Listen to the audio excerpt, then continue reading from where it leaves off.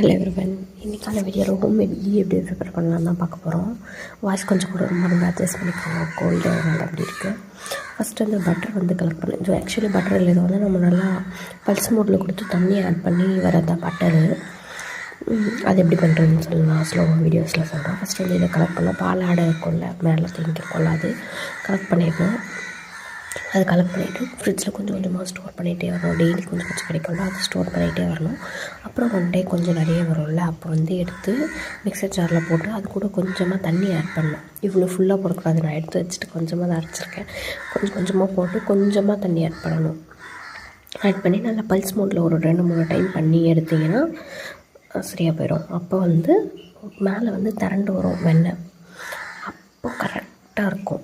நீங்கள் எடுத்து பால் மாதிரி பிடிச்சிங்கன்னா கையில் பால் மாதிரி வரணும், அதுதான் கரெக்ட் கன்சிஸ்டன்சி. இப்போ பாருங்கள், நான் காட்டுறேன் உங்களுக்கு. இதே மாதிரி நான் 2 டைம் பண்ணியிருந்தேன். ஒரு டைம் அந்த பால் மாதிரி வரணும் உங்களுக்கு, நீங்கள் பிடிக்கும் போது அதுதான் கரெக்டாக இருக்கும். அதை எடுத்து தண்ணியில் போடணும்.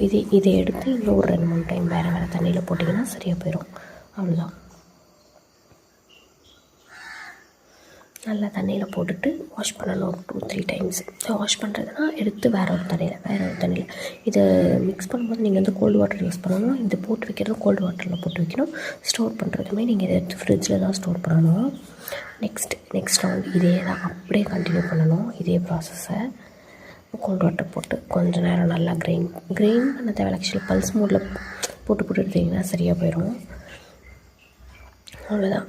இது பால் மாதிரி வரணும் உங்களுக்கு கரெக்டாக கையில் பிடிக்கும்போது. அப்போ எடுத்து பால் மாதிரி ஊட்டி இந்த மாதிரி 2-3 டைம் தண்ணியில் போட்டுட்டு அதுக்கப்புறம் நீங்கள் இதில் காய்ச்ச போகிறீங்களோ அதில் எடுத்து போட்டு வச்சுக்கலாம். அந்த காய்ச்சற பாத்திரம் வந்து கொஞ்சம் பெரிய பாத்திரமாக இருக்கணும்.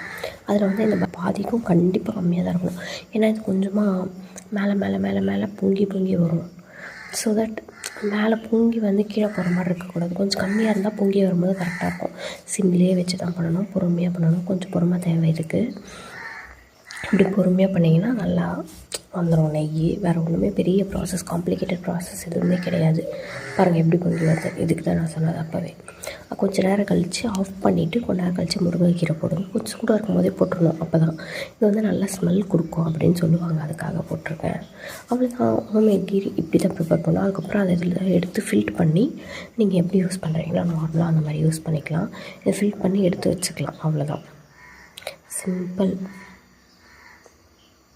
ஃபில் பண்ணி நான் உங்களுக்கு காட்டுறேன் எப்படி இருக்குன்னு சொல்லி.